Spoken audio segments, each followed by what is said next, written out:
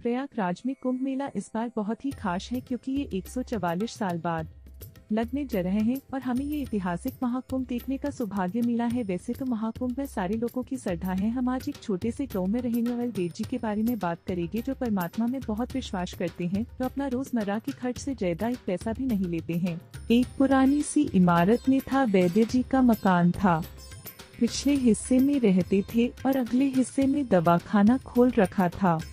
उनकी पत्नी की आदत थी कि दवाखाना खोलने से पहले उस दिन के लिए आवश्यक सामान एक चिट्ठी में लिखकर दे देती थी। वैद्य जी गद्दी पर बैठकर पहले भगवान का नाम लेते, फिर वह चिट्ठी खोलते। पत्नी ने जो बातें लिखी होती उनके भाव देखते, फिर उनका हिसाब करते, फिर परमात्मा से प्रार्थना करते कि हे भगवान, मैं केवल तेरे ही आदेश के अनुसार तेरी भक्ति छोड़कर यहाँ दुनियादारी के चक्कर में आ बैठा हूँ। वैद्य जी कभी अपने मुंह से किसी रोगी से फीस नहीं मांगते थे। कोई देता था, कोई नहीं देता था, किंतु एक बात निश्चित थी कि जो ही उस दिन के आवश्यक सामान खरीदने योग्य पैसे पूरे हो जाते थे, उसके बाद वह किसी से भी दवा के पैसे नहीं लेते थे, चाहे रोगी कितना ही धनवान क्यों न हो। एक दिन वैद्य जी ने दवाखाना खोला। गद्दी पर बैठकर परमात्मा का स्मरण करके पैसे का हिसाब लगाने के लिए आवश्यक सामान वाली चिट्ठी खोली तो वह चिट्ठी को एकटक देखते ही रह गए। एक बार तो उनका मन भटक गया। उन्हें अपनी आंखों के सामने तारे चमकते हुए नजर आए, किंतु शीघ्र ही उन्होंने अपनी तंत्रिकाओं पर नियंत्रण पा लिया।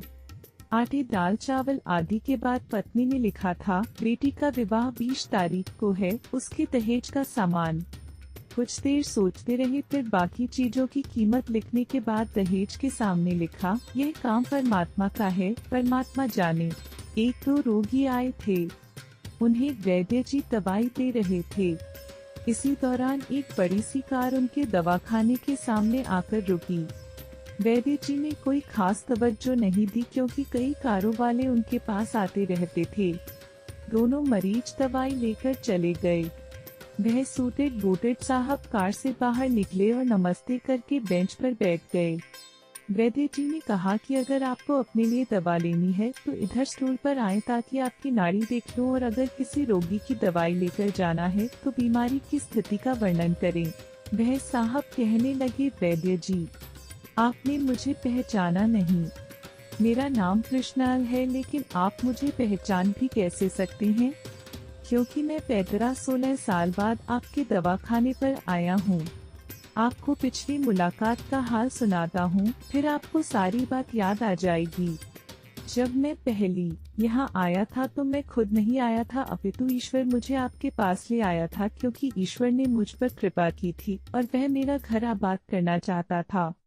हुआ इस तरह था कि मैं कार से अपने पैतृक घर जा रहा था। बिल्कुल आपके दवाखाने के सामने हमारी कार पंक्चर हो गई।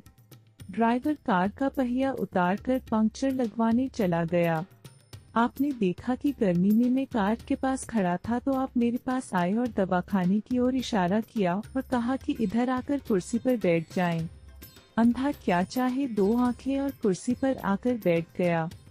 ड्राइवर ने कुछ ज्यादा ही देर लगा दी थी।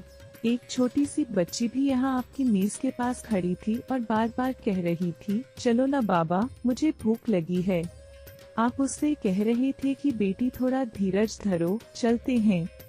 मैं यह सोचकर कि इतनी देर से आपके पास बैठा था और मेरे ही कारण आप खाना खाने भी नहीं जा रहे थे, मुझे कोई दवाई खरीद लेनी चाहिए ताकि आप मेरे बैठने का भार महसूस न करें। मैंने कहा, वैद्य जी, मैं पिछले 4-5 साल से इंग्लैंड में रहकर कारोबार कर रहा हूँ। इंग्लैंड जाने से पहले मेरी शादी हो गई थी, लेकिन अब तक बच्चे के सुख से वंचित हूँ। यहाँ भी इलाज कराया और वहाँ इंग्लैंड में भी, लेकिन किस्मत ने निराशा के सिवा और कुछ नहीं दिया। आपने कहा था, मेरे भाई, भगवान से निराश न हो। याद रखो कि उसके कोष में किसी चीज की कोई कमी नहीं है। आस औलाद, धन, इज्जत, सुख दुख, जीवन मृत्यु, सब कुछ उसी के हाथ में है। यह किसी वैद्य या डॉक्टर के हाथ में नहीं होता और न ही किसी दवा में होता है। जो कुछ होना होता है वह सब भगवान के आदेश से होता है। औलाद देनी है तो उसी ने देनी है। मुझे याद है आप बातें करते जा रहे थे और साथ साथ गुड़िया भी बनाते जा रहे थे। सभी दवा अपने दो भागों में विभाजित कर दो अलग अलग लिफाफों में डाली थी और फिर मुझसे पूछकर आपने एक लिफाफे पर मेरा और दूसरे पर मेरी पत्नी का नाम लिखकर दवा उपयोग करने का तरीका बताया था। मैंने तब बेदिली से वह दवाई ले ली थी क्योंकि मैं सिर्फ कुछ पैसे आपको देना चाहता था। लेकिन जब दवा लेने के बाद मैंने पैसे पूछे तो आपने कहा था बस ठीक है। मैंने जोर डाला तो आपने कहा कि आज का खाता बंद हो गया है। मैंने कहा मुझे आपकी बात समझ नहीं आई। इसी दौरान वहाँ एक और आदमी आया, उसने हमारी चर्चा सुनकर मुझे बताया कि खाता बंद होने का मतलब यह है कि आज के घरेलू खर्च के लिए जितनी राशि वैद्य जी ने भगवान से मांगी थी वह ईश्वर ने उन्हें दे दी है। अधिक पैसे भी नहीं ले सकते। मैं कुछ हैरान हुआ और कुछ दिल में लज्जित भी कि मेरे विचार कितने निम्न थे और यह सरलचित वैद्य कितना महान है। मैंने जब घर जाकर पत्नी को औषधि दिखाई और सारी बात बताई तो उसके मुंह से निकला वो इंसान नहीं कोई देवता है और उसकी दी हुई दवा ही हमारे मन की मुराद पूरी करने का कारण बनेंगी। आज मेरे घर में 2 फूल खिले हुए हैं। हम दोनों पति पत्नी हर समय आपके लिए प्रार्थना करते रहते हैं। इतने साल तक कारोबार ने फुर्सत ही न दी कि स्वयं आकर आपसे धन्यवाद के 2 शब्द ही कह जाता। इतने बरसों बाद आज भारत आया हूँ और कार केवल यहीं रोकी है। वैद्य जी, हमारा सारा परिवार इंग्लैंड में सेटल हो चुका है। केवल मेरी एक विधवा बहन अपनी बेटी के साथ भारत में रहती है। हमारी भांजी की शादी इस महीने की 21 तारीख को होनी है। न जाने क्यों जब मैं अपनी भांजी के भात के लिए कोई सामान खरीदता था तो मेरी आंखों के सामने आपकी वह छोटी सी बेटी भी आ जाती थी और हर सामान मैं दोहरा खरीद लेता था। मैं आपके विचारों को जानता था कि संभवतः आप वह सामान न ले, किंतु मुझे लगता था कि मेरी अपनी सगी भांजी के साथ जो चेहरा मुझे बार बार दिख रहा है वह भी मेरी भांजी ही है। मुझे लगता था कि ईश्वर ने इस भांजी के विवाह में भी मुझे भात भरने की जिम्मेदारी दी है। वैद्य जी की आंखें आश्चर्य से खुली की खुली रह गईं और बहुत धीमी आवाज में बोले, कृष्णलाल जी, आप जो कुछ कह रही हैं मुझे समझ नहीं आ रहा कि ईश्वर की ये क्या माया है। आप मेरी श्रीमती के हाथ की लिखी हुई यह चिट्ठी देखिए। और वैद्य जी ने चिट्ठी खोलकर कृष्णाल जी को पकड़ा दी। वहां उपस्थित सभी यह देखकर हैरान रह गए कि दहेज का सामान के सामने लिखा हुआ था, यह काम परमात्मा का है, परमात्मा जाने। काफी सी आवाज में वैद्य जी बोले, कृष्णाल जी, विश्वास कीजिए कि आज तक कभी ऐसा नहीं हुआ कि पत्नी ने चिट्ठी पर आवश्यकता लिखी हो और भगवान ने उसी दिन उसकी व्यवस्था न कर दी हो। आपकी बातें सुनकर तो लगता है कि भगवान को पता होता है कि किस दिन मेरी श्रीमती क्या लिखने वाली है, अन्यथा आपसे इतने दिन पहले ही सामान खरीदना आरंभ न करवा दिया होता परमात्मा ने। वाह भगवान वाह, तू महान है, तू दयावान है।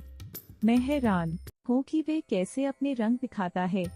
वैद्य जी ने आगे कहा, संभाला है, एक ही पाठ पढ़ा है कि सुबह परमात्मा का आभार करो, शाम को अच्छा दिन गुजरने का आभार करो, खाते समय उसका आभार करो, सोते समय उसका आभार करो।